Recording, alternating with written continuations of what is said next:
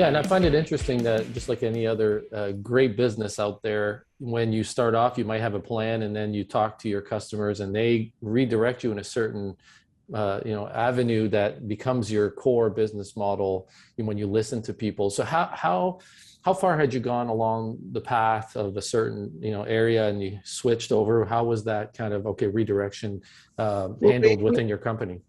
we had done a lot of research on the technology side. So, we had built out the non-visual part of our technology is radar sensors. So there's no implication for privacy or dignity. We can cover areas that other technologies can't, other sensitive areas like sleeping areas and washrooms, because there's absolutely no imagery captured. It's radar signals. We're really bouncing signals off of or into the room, and they're reflecting back, and we're interpreting through AI what those signals are telling us. So we had done a fair bit of work on the fall detection when the request was put in to say, could we detect movement in bed and alert for that, and could we detect and report on toileting activity? So we said sure we could, and we started down that road, and we started building those features into the product, and we really at that time said, let's ask more questions. We formed a clinical advisory group, and we said, based on that early feedback, let's see if we can uncover potentially other ways that we can help reduce harm, improve outcomes, improve quality of life in long-term care. And what we discovered was that there were a number of what's called activities of daily living, or ADLs, that our technology could track. We don't track all of them, but there's a number of them that we could track and report on. And through working with our clinical advisory group, they said, it's impossible for us to review and look at every resident every day for every activity. However, what would be beneficial would be, if your technology could baseline everybody and then just flag those residents where there's a change. So what we came up with that we measure, in addition to toileting activity, so we measure toileting frequency and duration, the number of visits and how long a resident spends in the washroom. We also track active versus sedentary time, how long they're still, whether they're in bed or sitting in a chair.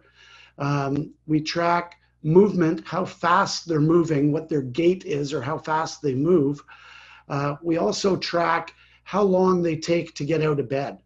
And we look for, we baseline everybody on those measurements, and then we look for variances or deviations to the baseline. And we report only on those residents and we do this every shift. So at every shift change, the frontline care workers can review those residents in the prior 8 hours whose activity has changed from their baseline.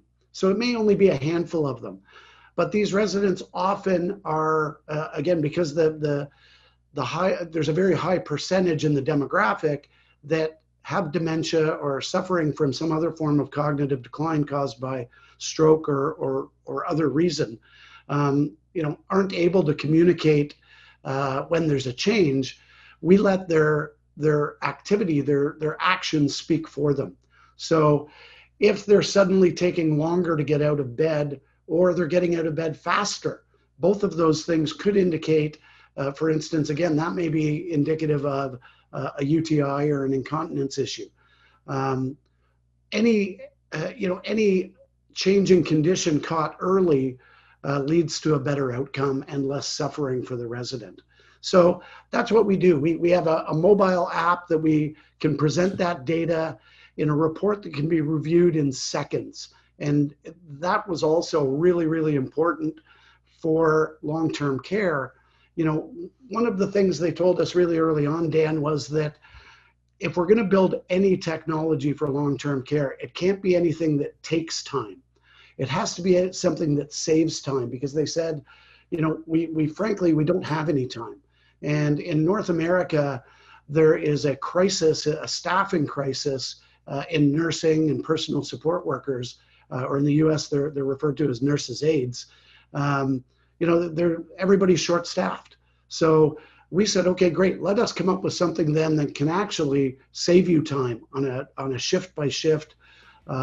Every care worker can actually recover time in their shift and put that back into direct care time, caring for the residents.